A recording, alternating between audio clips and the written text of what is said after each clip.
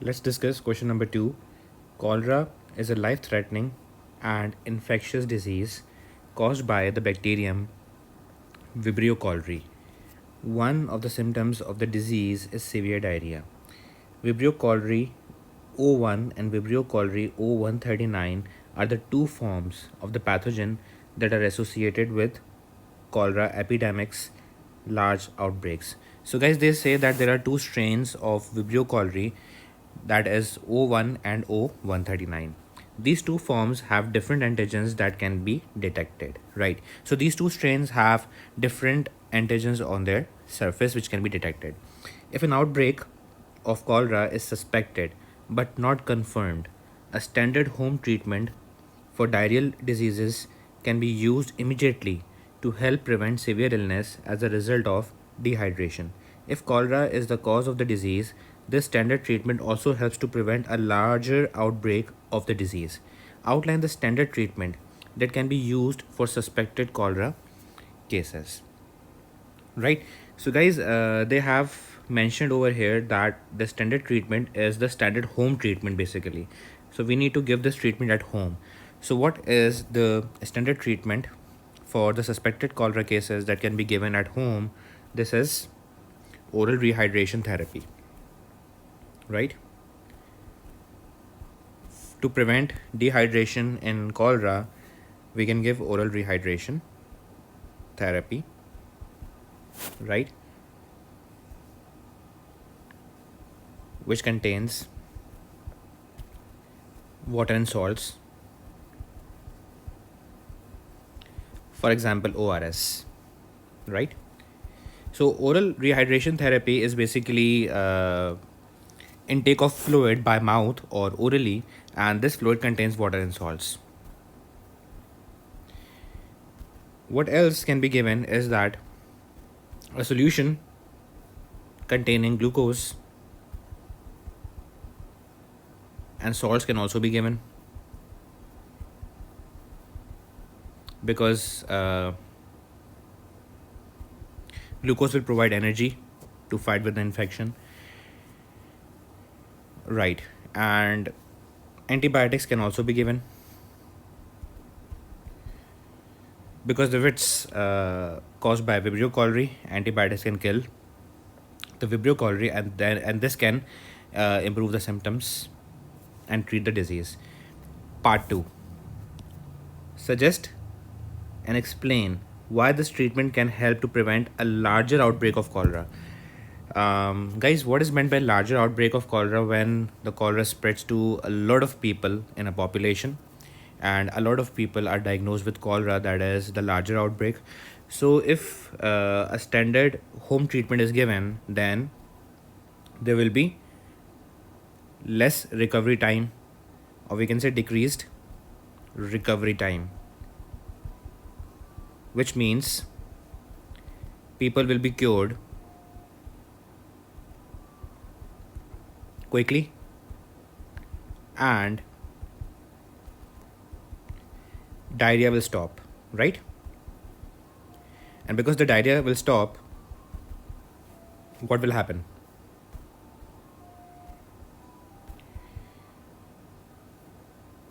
So, decreased contamination of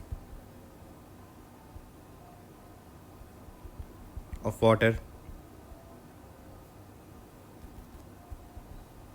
of food with Vibrio cholerae, and decreased transmission to the other individuals, and decreased transmission of Vibrio cholerae to other individuals, right? This breaks transmission cycle. So, if we give the standard home treatment, what will happen? That the patients will recover quickly, and the diarrhea will stop. So, when the diarrhea stops, the person will not be passing the bacteria in the feces, right? Right. And what will happen is that there will be less contamination of water, of food with the Vibrio cholerae. And when water and foods are not being contaminated, or there is very less contamination, so there will be less transmission of Vibrio cholerae to the other individuals. So this will prevent a very large outbreak of cholera. Let's move on to part B. So part B has a lot of information in it, and I will try to explain everything in detail. Rapid diagnostic testing, RDT, can be used to diagnose cholera by detecting the presence of Vibrio cholerae, right? One type of RDT involves using a dipstick that contains mobile and immobilized monoclonal antibodies. Monoclonal antibodies MABs are specific in their action. Figure 2.1 shows a simplified diagram of an RDT dipstick that can be used to distinguish between Vibrio cholerae O1 and Vibrio cholerae O139. A fecal sample from a person with suspected cholera is collected and added to the reagent solution to form the test mixture. So guys, what they are saying is that they have launched a technique that is called RDT, which is the rapid diagnostic testing, in which they can test the feces samples for the presence of the Vibrio cholerae O1 and O139. So how this test works is that this test involves a dipstick, right? And dipstick can be dipped into a solution, which is a mixture, which is a test mixture, and this solution is basically created by adding a reagent solution to the fecal sample. So what we do, we take the fecal sample from the patient and we add this into a reagent solution to make a mixture, that is the test mixture. And in this solution, what happens is that we can dip the dipstick, right? And over here in figure 2.1, we can see how the dipstick works. So this is the area of the dipstick which is dipped into the test mixture or inserted into the test mixture, which contains the feces sample and the test and the reagent solution, right? Then there's area 1. So area 1 contains what? Two different mobile antibodies, which are monoclonal antibodies, and these are anti-O1 antibody and anti-O139 antibody. What is meant by this statement is that this is the area 1, and guys, it contains two types of antibodies, and these are mobile monoclonal antibodies. These are monoclonal antibodies and these are mobile. These can move and they are not fixed. So for example, there are two types of monoclonal antibodies. Obviously, one antibody is anti-O1 antibody, which can bind to the O1 antigen, or we can say this can bind to the antigens on the O1 Vibrio cholerae. There are two strains of Vibrio cholerae and these have different antigens, right? So O1, for example, we can say this is anti-O1 antibody, which can bind to an antigen on the Vibrio cholerae O1. And then we have another antibody that is anti-O139 antibody, for example this one, which can bind to the antigen on what? Vibrio cholerae O139, right? Then there is area 2. Test area contains what? Immobilized monoclonal antibodies that binds antigen antibody complex O139, right? So test 2 area contains what? It contains, for example, and an immobilized monoclonal antibody which cannot move, and this antibody can bind to antigen antibody complex O139. What is meant by this statement is that, for example, there are two types of antigens, and for example, this one is the O1, and for example, this one is what? O139. Basically, O1 and O139 are the strains of Vibrio cholerae, and we can say that this antigen is from the O1 Vibrio cholerae and this antigen is from O139 Vibrio cholerae, right? And moreover, the antibodies, the monoclonal antibodies, for example, this is for the binding of O1 antigen, and this is for the binding of O139, and these monoclonal antibodies are mobile, right? And we can say that, for example, this antibody is kind of thicker and this is thin, right? So the test 2 has another monoclonal antibody, which is what? immobilized and it cannot move. And this, the antibodies which are found in test area 2 can bind to what? Antigen antibody complex O139. What is meant by antigen antibody complex O139? For example, this antigen can bind to this antibody, forming what? Antigen antibody complex O139. And this complex can travel upwards because this antibody is mobile. So for example, what happens is that this is the antibody, that is anti O139 antibody, right? And the antigen is the O139 antigen, right? So this can come up to the region 2 because this antibody is mobile. There will be another antibody over here, right? There is another antibody over here which can bind to this complex, right? So the antibody over here is known as the anti O139, and this is O139 antigen. So together they make up what? Anti O139, or we can say antigen antibody complex. Antigen antibody complex. So why do we call this antigen antibody complex? Because this is the complex of antigen and the antibody. So antibody was what? Yes guys, antibody was anti O139, and when the antigen O139 binds, it forms antigen antibody complex. So in area 2 there is an antibody, for example, which is immobilized, that can bind to, right, that can bind to this antigen antibody complex O139. In the test area 3, it contains immobilized monoclonal antibody which cannot move, that binds antigen antibody complex O1.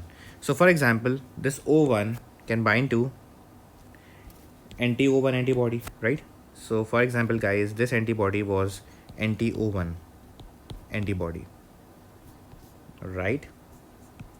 And it binds O1 antigen, and this antibody can travel, right, it can travel upwards to region 3.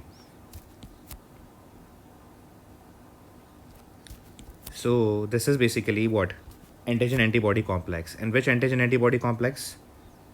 This is antigen antibody complex. Which one? O1, right? Because the antigen is O1 and the antibody is anti-O1, right? And over here in the test area there will be a monoclonal antibody which is immobilized, and this antibody can bind this antigen antibody complex, right? And area 4 is the control area, and this is the area where the dipstick can be held. So they say that the test mixture moves up the dipstick through area 1, right? So the test mixture is over here in this region, right? The area that is dipped into the sample. So we can say that the test mixture, where is the test mixture? The dipstick is dipped into the test mixture, and test mixture is over here, which is made up of what? The feces and the reagent solution. So this test mixture can travel up the dipstick. So the test mixture moves up the dipstick through area 1. The mobile monoclonal antibodies are attached to the tiny gold particles. So basically they are saying that these mobile monoclonal antibodies, right, these are attached to what? Tiny gold particles. Only these mobile monoclonal antibodies which can move. If these antibodies collect in the test areas 2 or 3, a colored band becomes visible. So if the antigen antibody complex is collected over here, so there will be a band, gold band formed at area 2, and if the antigen antibody complex O1 is collected in the region 3, a gold band will be formed. So a colored band becomes visible in area 4. A color band that becomes visible in the area 4 confirms that the test strip is working and that the results are valid. So if the band is formed in the area 4, this will show that the test strip is working and the results that you are getting are valid. Explain how the structure of the monoclonal antibodies explain how the structure of the monoclonal antibodies in the dipstick allow them to be specific in their action. So guys, how the structure of monoclonal antibodies in the dipstick will allow them to be specific in their actions. We can see that antibodies are very specific in their actions, that they bind specific antigens, right? So what we will write over here, that antibodies have antibodies. Which antibodies? Monoclonal antibodies. So monoclonal antibodies have specific antigen binding sites. We all know that monoclonal antibodies or any antibody has antigen binding sites, right? Specific antigen binding sites. Monoclonal antibodies have specific antigen binding sites which are complementary in shape to the antigen. So yeah, for example, what we can write? We can write, for example, anti-O1 antibody will bind to a specific antigen on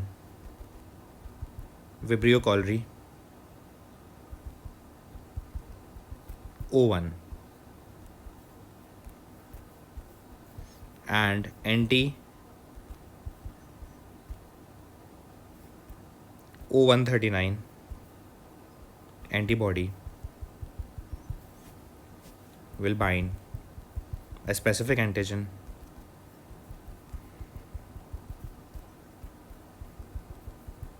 on Vibrio cholerae O139 to form what?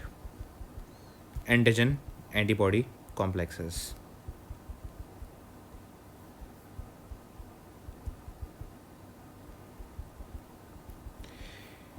We can also write over here that the specific binding sites are due to specific primary structure. Specific binding sites are due to specific primary structure or sequence of amino acids, right? Okay, let's move on to part 2. Figure 2.2 shows the results for the samples taken from two different people, A and B, who are suspected of having cholera. So guys, figure 2.2 shows the results of the dipstick test, and the results are from the two persons who are suspected of having cholera. So we can see over here that in person A there is a gold band at area 3 and area 4.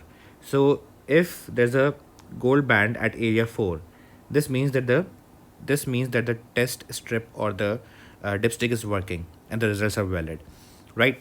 So we can conclude that person A is infected with which Vibrio cholerae?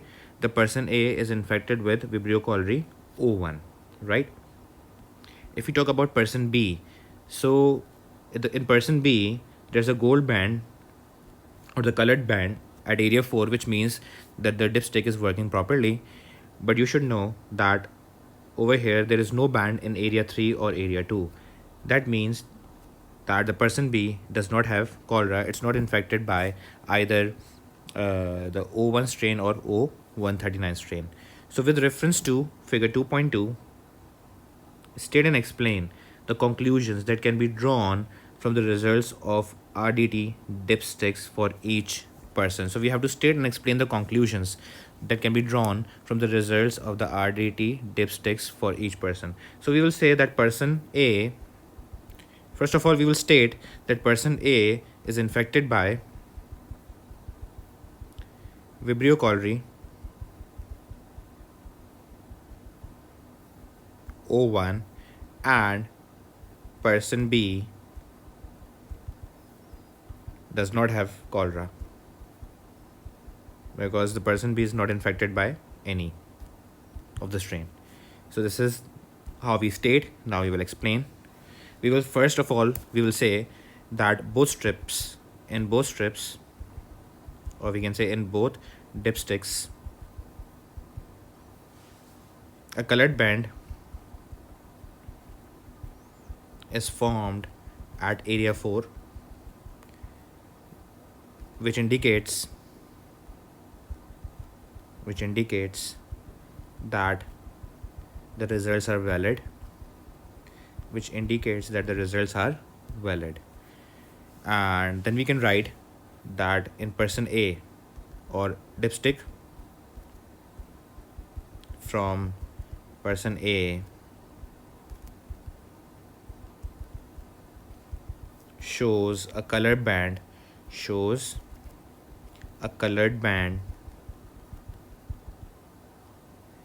at area 3, right, where immobile antibodies have binded or are bound to antigen antibody complex O1.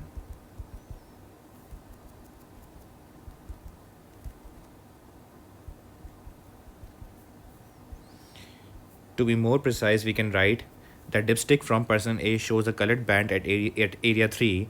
Dipstick from the person A shows a colored band at area 3 where immobile monoclonal antibodies are bound to antigen antibody complex O1. Right? Dipstick from person B does not show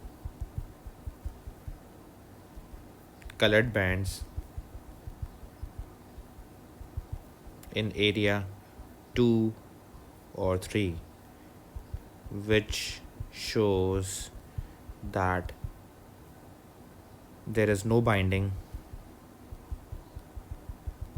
of immobile monoclonal antibodies to antigen antibody complexes. Let's move on to part C.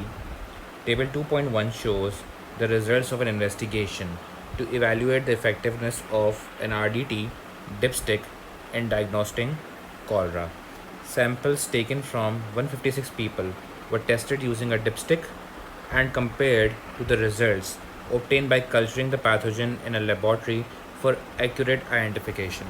So guys, in part C, what they are doing, that they are investigating the effectiveness of RDT, or rapid diagnostic testing, right? So basically they are comparing RDT with culturing of the pathogen. So what is actually meant by culturing of pathogen? For example, the feces sample is taken and this feces sample is transferred to a petri dish containing a nutrient medium. If Vibrio cholerae are present in the feces, they will grow using the nutrients, and once they grow, they will be detected. This is called culturing the pathogen.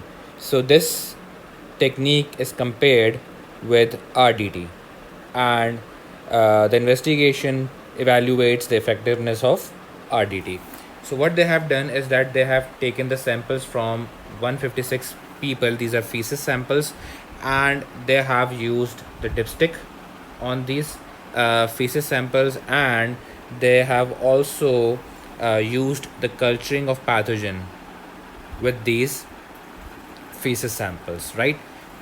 So table 2.1 shows the results, and it shows that when the pathogen was identified using the culturing techniques, out of 156 people, 102 had positive results for cholera, which means that the Vibrio cholerae were detected, and 54 out of 156 people, in 54 out of 156 people, the Vibrio cholerae were not detected, they were negative for cholera.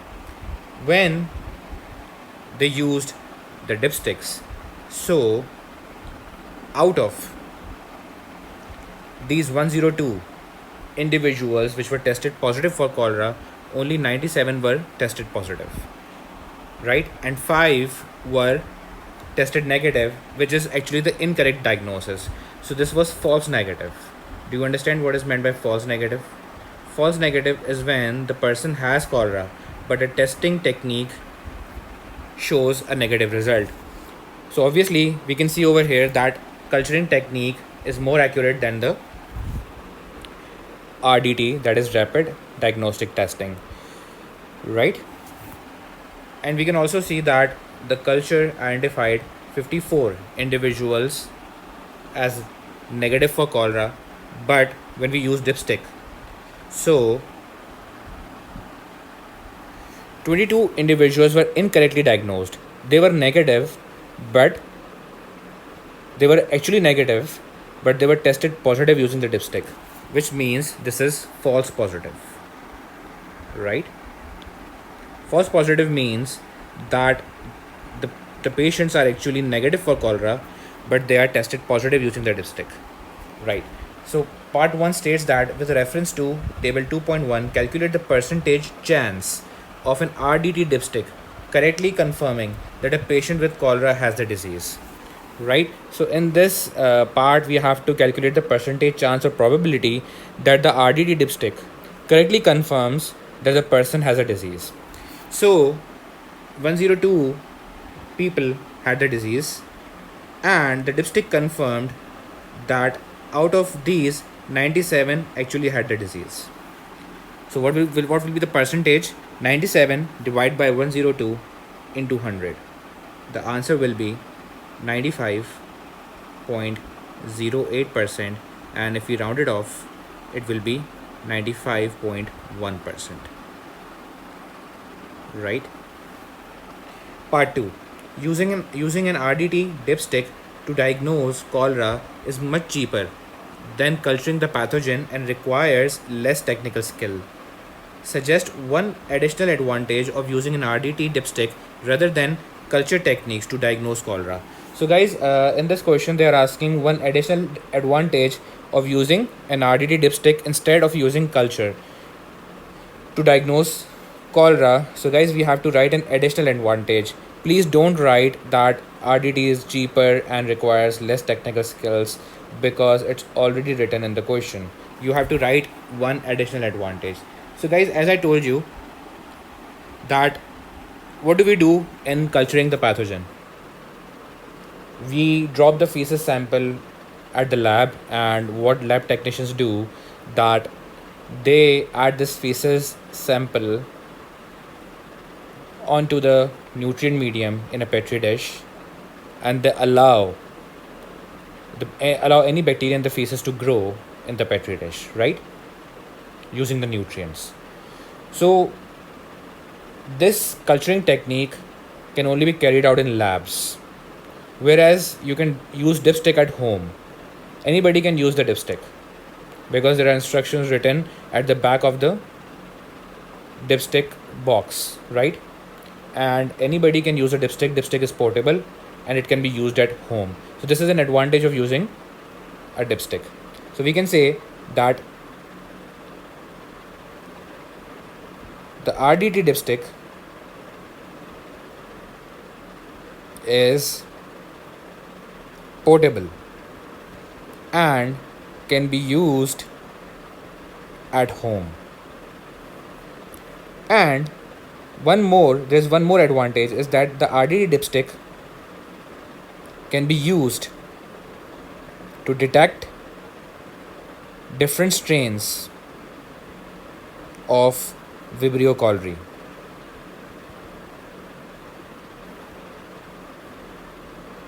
which are O1 and O139. So guys, when we culture the pathogens, right, when we culture the Vibrio cholerae, we won't be able to detect the different strains, right? But using the dipstick, we can see that the person will be able to detect whether he or she is infected with Vibrio cholerae O1 or O130, right? 139. So we are done with this question. Now we'll move on to the next question. Question number 3.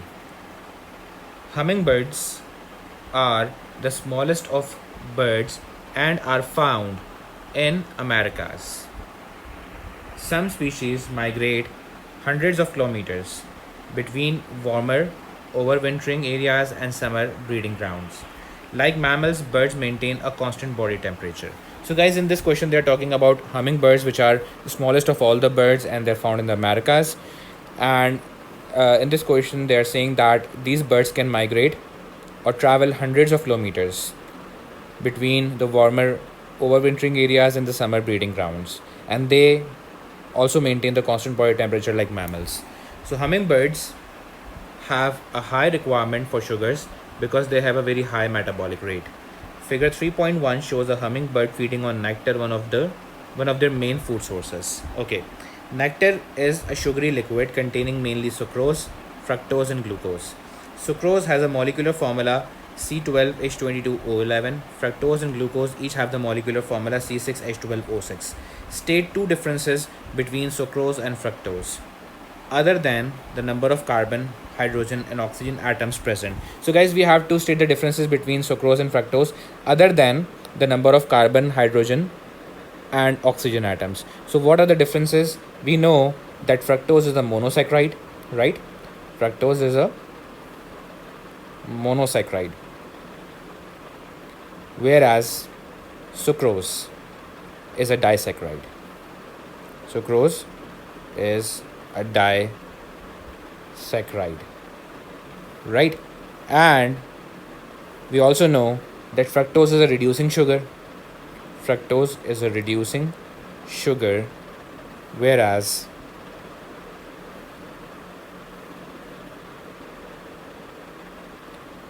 sucrose is a non-reducing sugar. So these are the two differences. There are other differences as well. We can say that there are no glycosidic bonds in fructose, right? There are no glycosidic bonds in fructose, whereas there's a glycosidic bond in sucrose, right?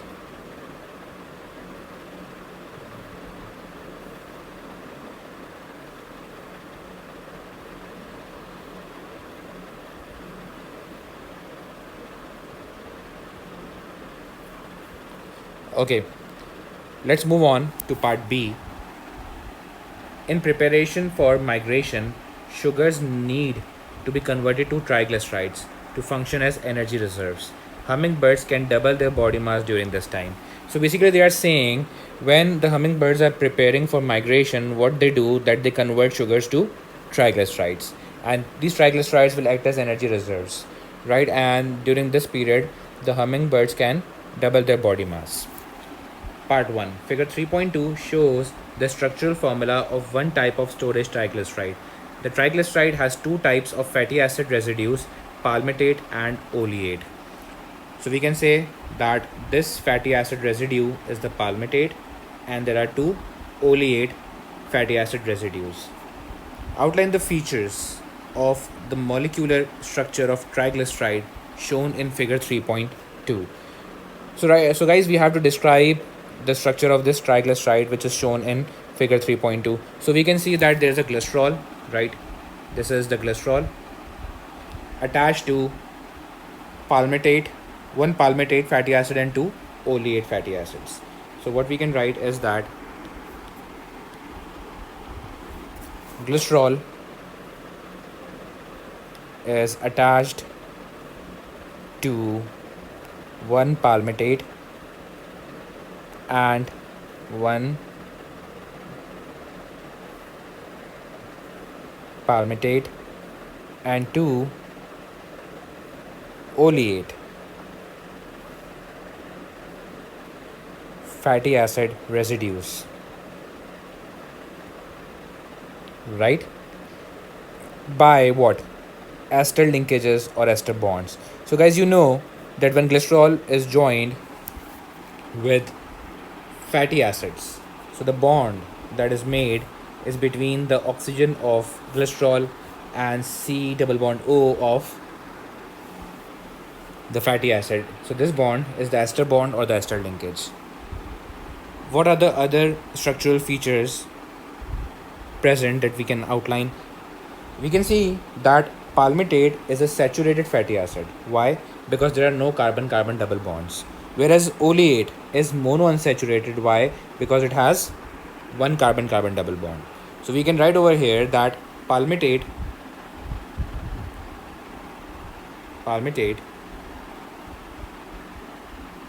is a saturated fatty acid because there are no carbon-carbon double bonds, or we can simply write C double bond C. No carbon-carbon double bonds. Oleate is a monounsaturated fatty acid. Why? Because it has one carbon-carbon double bond. What else can we write? Each fatty acid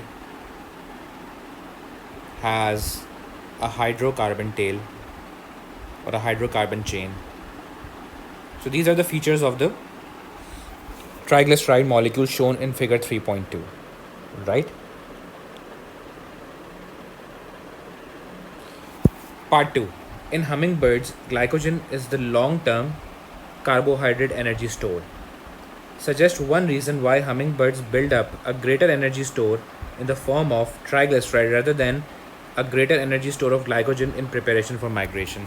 So guys, in this question they are saying that glycogen is the long-term carbohydrate energy store in the hummingbirds. But while they migrate, they store glyceride rather than glycogen as a greater energy source. So what could be the reason? So guys, we know that triglycerides have a higher calorific value.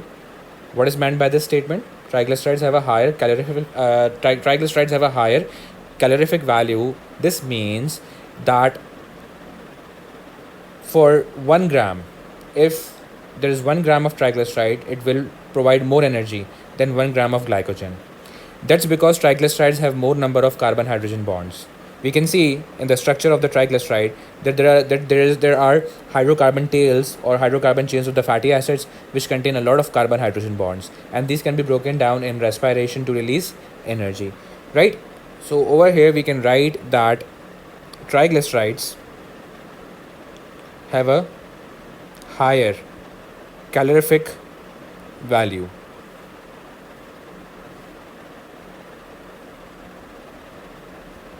which means that they can release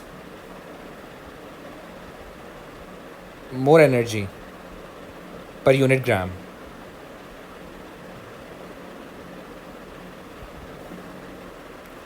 That's because they have higher number of CH bonds or carbon hydrogen bonds as compared to glycogen.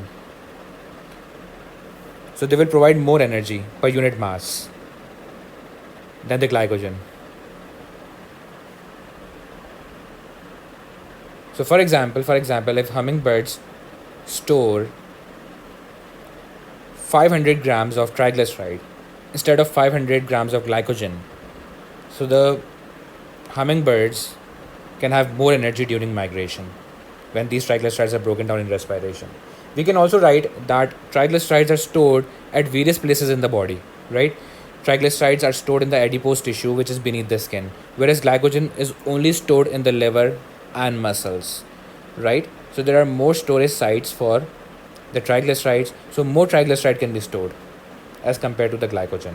There's more space available for the storage of triglycerides, right? Part C. In birds, such as hummingbirds, blood is kept within the vessels. For each complete circuit of the body, blood passes through the heart twice. State the term used to describe this type of circulatory system. So guys, we can see that in hummingbirds, blood remains within the blood vessels, right? Or we can say blood is kept within the blood vessels, which means that the circulatory system is closed and not open, right? So the circulatory system is closed. And also they say that in one complete circuit of the body, blood passes through the heart twice, which means the circulatory system is double and not single, right? So the circulatory system is termed as closed double circulatory system.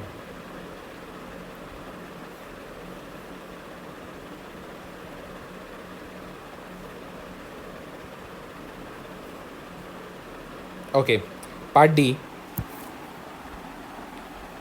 The heart of the birds has the same structure as the heart of the mammals. Compared with the heart of the mammals, the heart of birds is larger in proportion to their body size. Suggest why the heart of the birds is larger in proportion to their body size. So guys, they are saying that the structure of the heart of the hummingbird and that of the mammals is same. So the structure of the heart of the mammals and heart of the hummingbirds is same. But if we talk about the size, so as compared to the body, the size of the heart of the hummingbirds is greater in proportion as compared to the body. Whereas in mammals, the size of the heart is smaller as compared to the size of the body or the proportion of the body. So why is that so? Why hummingbirds have a comparatively larger heart as compared to the body than mammals? Obviously because the hummingbirds have to pump large volumes of blood. That's because hummingbirds are very, very active. We can see that they migrate for kilometers, right? They travel kilometers of distance. So obviously they're flying and they're using a lot of energy. They need a lot of glucose and oxygen for respiration. They need to produce a lot of ATP. They use a lot of energy to fly, right? Their muscles need a lot of energy. And they also maintain body temperature. Because these birds are very small, they have a higher surface area to volume ratio. So they lose a lot of heat, and for that, they generate a lot of heat. If an organism is losing a lot of heat, and to maintain the body temperature, that organism has to generate a lot of heat within its body. So what we can write is that hummingbirds need to pump more volumes of blood, or we can say high volumes of blood instead of more, to supply more glucose and oxygen to the muscles. As hummingbirds are highly active, they are flying long distances. They are flying for long distances, right? We can also write that the glucose is broken down in respiration. The glucose is broken down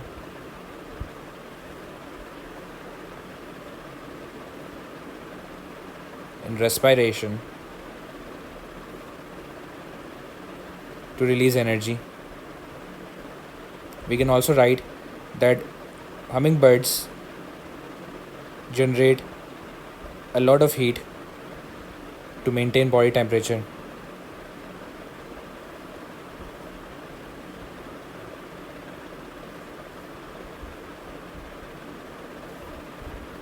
Right? Let's move on to part E. Complete table 3.1 to show the names and functions of the main blood vessels associated with the heart of the mammal. Okay, so function of the blood vessel is to carry the blood from the heart to the lungs. So blood is going from the heart to the lungs. This blood vessel is the pulmonary artery or pulmonary arteries. So as we all know that pulmonary arteries take blood from the right ventricle of the heart to the lungs. Next vessel is the vessel which carries the blood to the heart from the lungs. So this time the blood is going back to the heart from the lungs. So these are the pulmonary veins which carry the blood from the lungs back to the heart. Third vessel carries blood from the heart to the rest of the body. So the vessel which carries the blood from the left ventricle to the rest of the body is aorta, and the last vessel carries the blood to the heart from the rest of the body. So the blood is brought back to the heart from the rest of the body. This is done by veni cavi, which are superior and inferior vena cava, right? So veni cavi, what they do, that they bring the blood from the rest of the body back to the heart, specifically in right atrium. So guys, we are done with this question. Now we will move on to the next question.